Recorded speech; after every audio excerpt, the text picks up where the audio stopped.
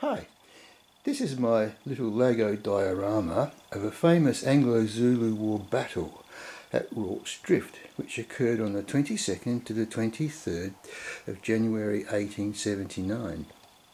It's a very famous battle in which about 130 British defenders managed to hold out against an attack by 4,000 Zulus.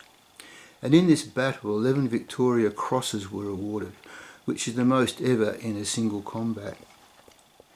Unfortunately, Lego haven't done a Zulu-based theme, so I had to source most of these minifigures and parts from custom vendors and other places. The Battle of Rorke's Drift was just after another famous battle called the Battle of Isandlwana, about 10 kilometres away, which is one of the worst ever defeats of a British army by a native indigenous people. About 1,300 to 1,400 British soldiers were annihilated in a surprise attack by the Zulus. There's about 20,000 Zulus in that battle.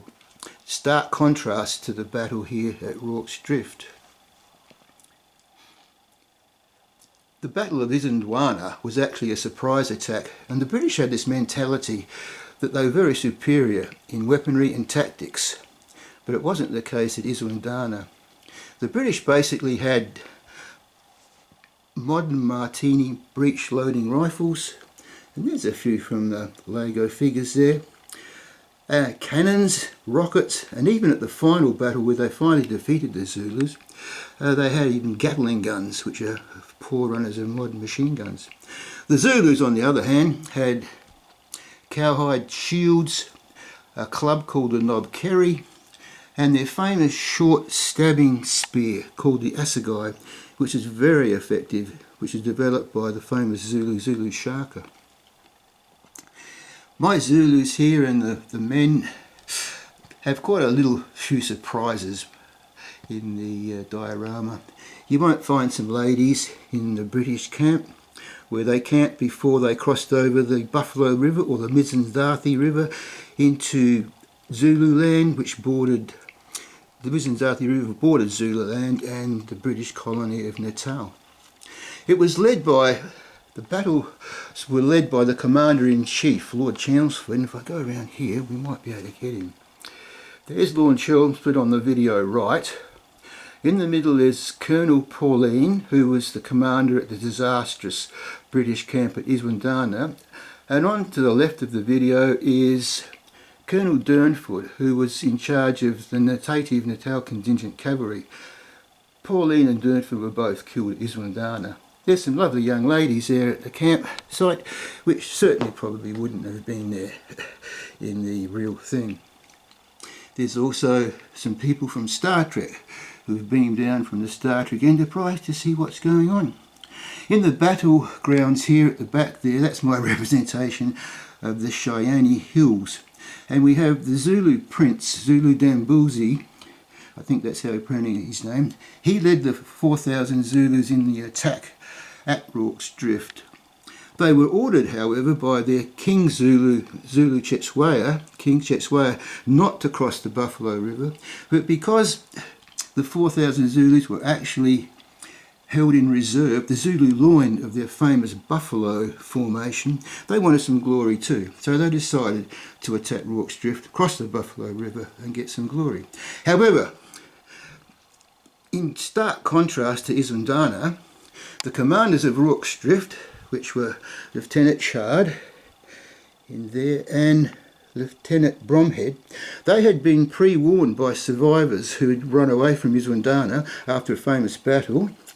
There's Lieutenant Ardendorf in there talking to Lieutenant Chard, warning them of the approach of the Zulus. So Lieutenant Chard, he was of the Royal Engineers. Lieutenant Bromhead was a lieutenant commander of the 24th Foot Battalion here at Rorke's Drift. Decided to, instead of running away, because Rorke's Drift was basically originally a training post, then a missionary by the Reverend Otto Witt and his family. There's his daughter Margarita, who wasn't at Rorke's Drift, but there we go. And Rorke's Drift consisted basically of the old church missionary station, which was now a makeshift hospital, and also a storeroom, a supply depot for the troops. So Lieutenant Chard decided to fortify the drift using whatever he could, with mealie bags, biscuit tins, and upturned and turned up the right way wagons as well to fortify it, which was quite successful. Also, the Martini Henrys in volley fire was really helpful. And there's some guys in volley fire. There's Sergeant Bourne in the background waiting for a few guys to be deployed around the place. The battle is really well represented in a movie called Zulu, 1964 movie Zulu, and it starred Michael Caine as Lieutenant Bromhead and Stanley Baker as Lieutenant Chard. The other great movie is Zulu Dawn, which is the Battle of Isandlwana, and that's Peter O'Toole stars as Lieutenant General Chelmsford. Lord Chelmsford was in charge, Commander-in-Chief of all the British troops in South Africa at the time, and Burt Lancaster was Colonel Durnford. In my website, GEEDEEcollectibles.com, I've labelled a lot of the figures who were the award recipients and other people in the battle. And I tried to make their faces look similar to the ones on the films, but some of them look pretty good. Some of them are just an approximation. The hospital and the storeroom actually do come apart, so I'll just try and open these up a little bit for us. There, and there's the hospital. Inside the hospital you'll find Lieutenant Sergeant Reynolds having some operation on some poor guy. There's a nurse in the background who really wasn't there. And if we pan back out here to the storeroom, there's a soldier in there who is really not too worried about the battle because he's got into the barrels of wine and rum. So we'll shut them up again. And that's basically a brief look. Another Victorian recipient was Corporal Shees.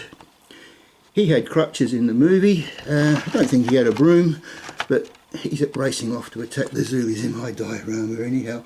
And you might even find, if I get the picture in there, in the background there's a Zulu sitting on one of the toilets, which I don't think was really in the battle. And background there is a polar bear. Well, obviously not there. So we'll pan back out. And at Rorke Drift we also had cattle kraals and an old broken down cattle kraal here, and there's a wagon there. The Zulus, I had to use Nubian warriors and some cannibals from the Pirates of the Caribbean, and all the British soldiers, the Natal native contingent people, and also the Boers were custom figures from several different places. And finally here we have a troop of cavalry from the Natal native contingent who escaped Isandlwana, and Lieutenant Chard ordered them to stay and help fight, but they'd had enough. They fought bravely, they're out of ammunition, and so they decided to say hello and goodbye. You're the professionals, you fight the Zulus. There's a Zulu maiden up there, as I said, with the Zulu Prince Devil's Army.